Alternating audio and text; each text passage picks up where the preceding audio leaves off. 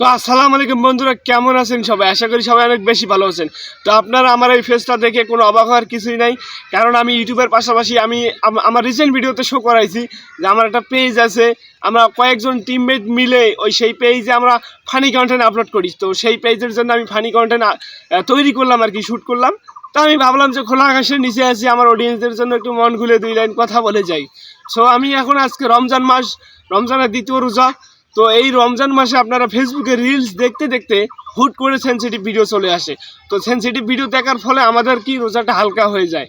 তো অ্যাডাল্ট কন্টেন্টগুলো আপনি কিভাবে ফেসবুকের সেটিংস থেকে অফ করে দিবেন, যাতে আপনি যত রিলস স্ক্রল করেন না কেন সেনসিটিভ ভিডিওগুলো আপনার চোখের সামনে আসবে না বা আপনার ফেসবুকে শো করবে না।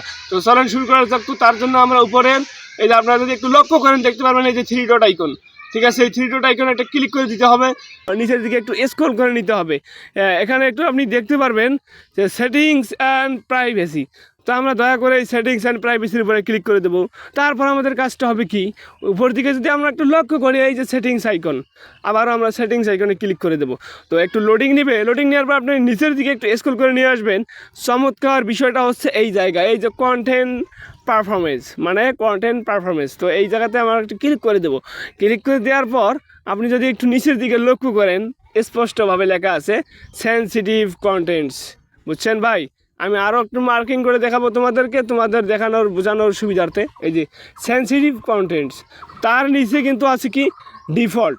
এই ডিফল্টটাকে আমাদের শোলেস করে দিতে হবে, তাইলে হবে কি আমাদের চোখের সামনে আর কখনো সেনসিটিভ কন্টেন্টগুলো আসবে না। তো তার জন্য আমাদের করতে হবে কি সেনসিটিভ কন্টেন্টে ক্লিক করে দেবো এবং আমরা নিচের দিকে এই যে শোলেস এই অপশনটাতে আমাদেরকে টিক মার্ক দিয়ে নিতে হবে।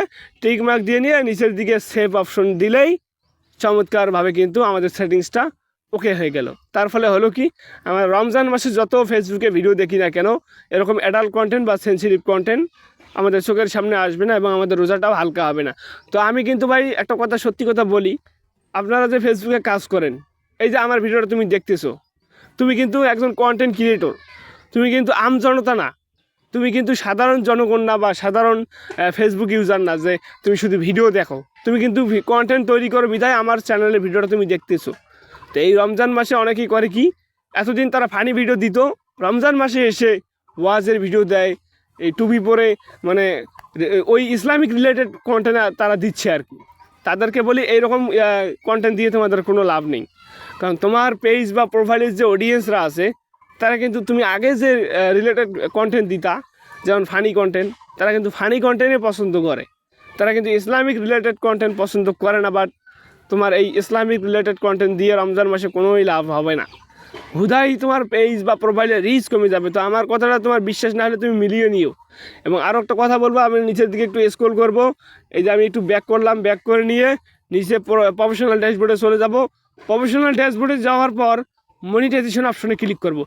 মনিটাইজেশনে যাওয়ার পর এই যে দেখেন কন্টেন্ট মনিটাইজেশনের যারা চিন্তা করতেছো, এই যে কন্টেন্ট মনিটাইজেশন, এখানে আছে কি earn money from Facebook for all your well performing eligible content, মানে তোমার কন্টেন্টের উপর ফেসবুক তোমাকে এলিজিবল করে দিবে কন্টেন্ট মনিটাইজেশন। সো তুমি কোনো দুশ্চিন্তা করবে না, শুধু তোমার কন্টেন্টটা এমনভাবে গড়ে তোলো যাতে তুমি কন্টেন্ট মনিটাইজেশন ফেসবুক অটোমেটিক তোমাকে দিয়ে দেয়। তো তার আগে এখানে লক্ষ্য করতে হবে ইনভাইট অনলি আসে কি না। আমি যে প্রসেসগুলো দেখাবো তার সবগুলোই তোমার মধ্যে থাকতে হবে, মানে তোমার পেজ বা প্রোফাইলের মধ্যে থাকতে হবে, তাইলেই তুমি কন্টেন্ট মনিটাইজেশন পেতে পারো। এমনটা বলবো না পাবে, কিন্তু পেতে পারো এতটুকু বলতে পারি। সো আমরা কন্টেন্ট মনিটাইজেশন অপশনে ক্লিক করব। ক্লিক করার পর এই যে লোগোটা দেখতে পাচ্ছেন, এই লোগোটা যাদের আছে ফেসবুক ওয়েট লিস্টের নতুন লোগো, তাদের জন্য একদম ধামাকা অফার, কারণ তারা দ্রুতই কন্টেন্ট মনিটাইজেশন পেয়ে যাবা শুধু একটি নোটিফিকেশনের মাধ্যমে।